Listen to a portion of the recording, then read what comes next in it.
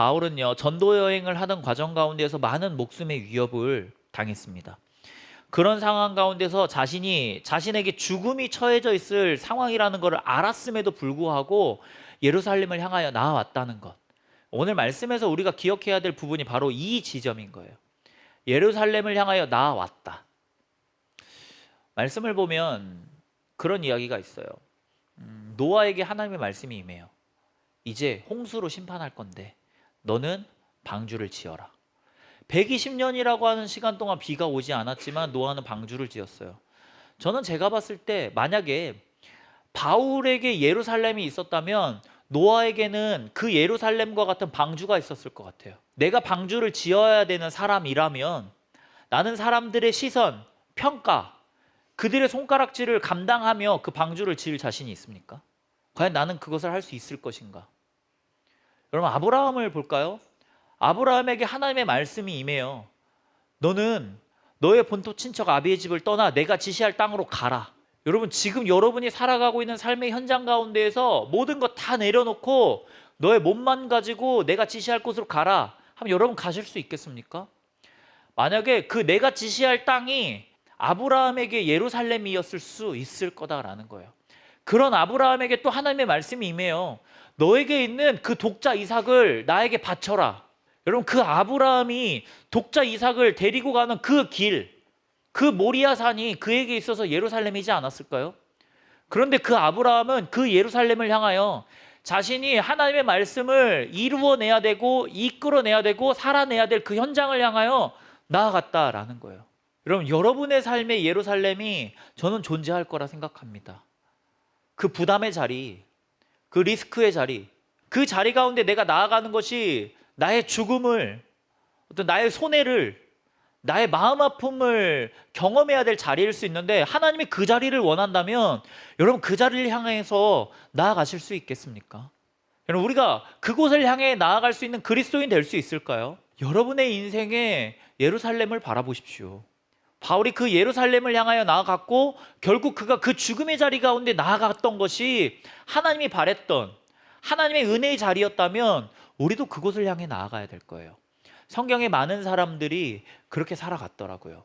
이스라엘 백성들이 40년이라고 하는 이 출애굽의 시간이 흐르고 난 다음에 이제 요단강을 건너기 바로 앞에서 여러분 그들이요 그 요단강을 들어가는 그 순간 가운데 가장 먼저 그들 앞에 서 있던 게 무엇이었냐면 언약궤였다라는 거예요. 여러분, 강을 도하한다라고 하는 것은 사실 전술적으로 되게 불리한 조건인 거예요. 그러면 가장 힘세고 가장 날렵하고 가장 전술적으로 이용할 수 있을 법한 사람들이 맨 앞에 서야 되는 거예요. 그런데 어떤 공격형이 아니라 방어형도 아닌 그냥 그들의 가장 큰 상징물인 하나님 존재 자체인 언약궤가 그들의 가장 앞에서 그 강을 건넜다라고 하는 것. 그들의 앞에 가장 먼저 있는 그 언약궤, 그걸 통하여 가나안 땅으로 들어가는 그들의 발걸음이 그 예루살렘을 향하여 나아가는 발걸음과 과연 무엇이 다를까? 여러분, 이게 신앙생활이더라고요. 생각보다 승률이 높지 않아요. 그런데 그 자리를 향하여 나아갈 수 있는 그런 믿음의 삶을 살아내야 되지 않을까 생각합니다. 나는 잘 안 되더라고요. 뭐 크게 능력이 있는 것도 아니지만 내가 가지고 있는 힘과 어떤 스킬들로 뭘 해보려고 했을 때 희한하게 잘 좋은 결과가 나오지 않더라고요. 그런데 그 좋은 결과가 나오지 않은 것이 내 생각일 뿐이지 하나님의 일하심 안에서는 하나님이 이루시더라고요. 그리고 제가 대학교에 가되는 그 순간에도 사실 저 고민했어요. 아버지의 솔루션은 뭐였냐면 그냥 전문대 가는 거였어요. 저는 사실 거기에 가려고 했습니다. 왜냐면은 내가 만약에 신학교에 가는 것 자체가 진짜 목숨을 거는 저의 삶의 예루살렘이었으니까요. 그런데 뭐 다양한 일들이 있었지만 결국은 저는 신학교에 가는 선택을 했고 저는 제 삶의 예루살렘이라고 할 수 있는 그 현장을 향하여 나아갔습니다. 그리고 저는 지금 제가 선택한 전공 그리고 제가 생각했었던 저의 인생의 삶의 목표 저 그대로 왔더라고요. 경제적으로도 되게 힘들었고 정신적으로도 어떤 마음적으로도 그냥 삶의 부분에서도 결코 편안한 거 하나 없었지만 그 길을 향해 나아가는 그 길 가운데에 하나님 함께 하셨더라고요. 여러분의 삶에 여러분이 가야 될 예루살렘 전 있을 거라 생각합니다. 여러분, 그 예루살렘을 향하여 나아갔을 때 하나님이 그 자리 가운데에서 복음의 삶을 살아가게 하는 역사가 이루어질 줄로 믿어요. 예수님의 사역 가운데 그 네 복음서에서 다 상경기를 기록해요. 예루살렘을 향하여 나아갑니다. 예수님이 예루살렘을 향하여 오신다라는 것은 어떤 의미냐면 십자가를 지러 오시는 길이었다라는 거예요. 그러면서 마태복음 16장에서 예수님이 가장 첫 번째로 무엇을 말씀하시냐면, 그런데 나는 십자가를 지는 죽음 가운데 이를 거고 나 다시 3일 만에 부활할 거야 를 제자들에게 말씀하신다라는 거예요. 그가 예루살렘으로 가는 것 자체가 십자가였고 그가 예루살렘에서 다시 부활할 거라는 그 사실을 알았을 때에 예수님은 주저하지 않고 그 예루살렘을 향하여 나아가셨습니다. 그리고 그가 겟세마네 동산에서 기도하면서도 이 잔을 내게서 옮겨주시옵소서, 그런데 내 뜻이 아니고 아버지의 뜻이라면 하나님 내가 그 뜻대로 살아가겠습니다 라고 하셨던 그 마음, 마지막 십자가 앞에 서는 그 순간에도 이 잔을 내게서 옮겨주실 수 있을까요? 고민하는 그 예수님의 모습이 우리들의 삶에도 있어도 되는 거예요. 지금 내가 예루살렘을 향하여 나아가고 있나요? 고난 가운데, 아니면 너무나도 그 신앙 가운데 즐거움과 은혜와 능력과 응답 가운데 어떤 삶을 살아가고 있을지 모르지만 가장 중요한 것, 그 자리 가운데 흔들릴 수 있지만 적어도 우리 벗어나지 맙시다. 그곳을 향하여 나아간다면 여러분, 뒤돌아보지 마시고 묵묵히 그 하나님의 품을 향하여 나아가십시오. 이 바울에게요, 그 기회가 주어져요. 예루살렘을 향하여 왔더니 이 벨릭스라고 하는 사람이 물어요. 무엇을 물어요? 야, 네가 믿는 예수 그리스도가 뭔데? 그때 이야기합니다. 25절이죠. 바울이 의와 절제와 장차 오실 심판에 대해서 강론했다. 여러분, 의는 예수 그리스도라는 거예요. 그러니까 지금 바울은요, 예수 그리스도에 대해서 이야기하고 있어요. 결국 그 예수 그리스도가 우리의 구원자이심을 확실하게 이야기했다는 거예요. 그런데 바울은 예수 그리스도만을 이야기하지 않고 절제까지 이야기합니다. 이 절제라고 하는 것은 무엇이냐면 정도에 넘치지 않게 알맞게 조절하는 삶을 말하는 거예요. 그러니까 자기 통제를 이야기하는데, 그리스도인으로서 내가 예수를 믿는 사람이라면 난 이렇게 살아, 우리 그렇게 살아야 돼, 이걸 지금 바울이 벨릭스에게 이야기하고 있는 거예요. 그러면서 마지막에 심판을 이야기합니다. 왜 우리가 그렇게 사는 줄 알아? 결국 예수 그리스도의 오심이 우리들의 삶의 심판인데, 그 심판이 예수 안에 그리스도를 모르며 살아가는 사람들, 이 세상 가운데 하나님의 자녀 아닌 사람들에게는 심판이겠지만 사실 나의 삶 가운데는 리워드를 받는 마지막 그 정산의 순간이라는 거죠. 예수 그리스도의 다시 오심을 이야기합니다. 그런데 예수를 믿지 않는 이들에게는 멸망과 저주의 심판이었겠지만 사실 예수 그리스도를 믿는 이들에게는 그때가 천국을 가는 시작이었다라는 거예요. 벨릭스도 느끼지 않았을까요? 이거 진짜다. 그의 마음에 왜 두려워했을까요? 예수 그리스도가 진짜라는 걸 알겠으니까.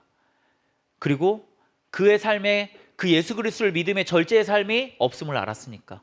심판이 진짜 있을 것이라는 것을 그는 알았으니까. 바울에게 주어졌던 그 짧은 순간에 바울은요, 의와 절제와 심판, 되게 이 한 문장 안에 그가 말해야 될 진정한 복음에 대해서 다 이야기합니다. 어느 순간 여러분들에게 이 기회가 전 찾아오지 않을까 생각해요.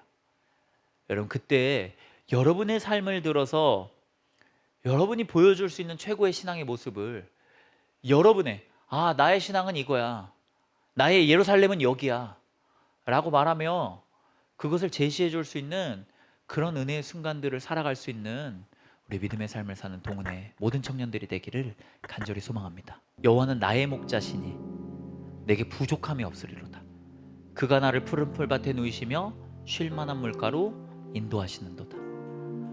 여러분, 그 시대에요, 목자는 사람의 카운트에 들어가지 않는 존재였어요.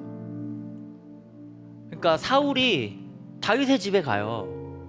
그리고 다윗의 집에 아들들에게 내가 왕의 제목을 찾겠다라고 말할 때 그의 아버지 이새는요, 다윗을 부르지 않아요. 왜 부르지 않냐면 그 목동은요, 그 목자는요, 그 카운트에 들어가지 않는 사람이기 때문이에요. 얼마나 그들이 비참한 삶을 살았냐면, 만약에 A라고 한 사람이 B라고 하는 사람을 죽였어요. 그런데 그 사건의 유일한 목격자가 양을 치는 목자잖아요. 그럼 그 말을 믿어주지 않는데요. 그러니까 그 시대에 있어서 목자라고 하는 존재는 그런 존재예요. 양을 친다라고 하는 존재는 그런 존재예요. 누구도 인정해주지 않는 삶을 사는 그런 사람. 여러분이 여호와는 나의 목자시니라고 표현한다고 하는 게 왜 저렴한 표현이냐면, 왜 그게 정말 그게 무게감 없는 표현이냐면, 이 세상에 누구도 인정해주지 않는 사람을 나는 인정한다라고 하는 거기 때문이에요.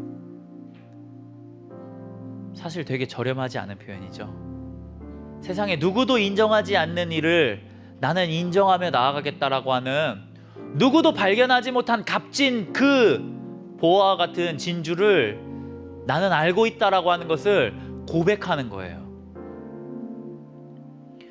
여러분, 성경에서요, 그 다윗에 대해서 어떻게 표현하냐면요, 이에 그가 그들을 자기의 마음의 완전함으로 기르고, 잘 보십시오. 다윗은요, 그가 그 양들을요 자기의 마음의 완전함으로 기르고 그의 손에 능숙함으로 그들을 지도하였다 라고 표현합니다.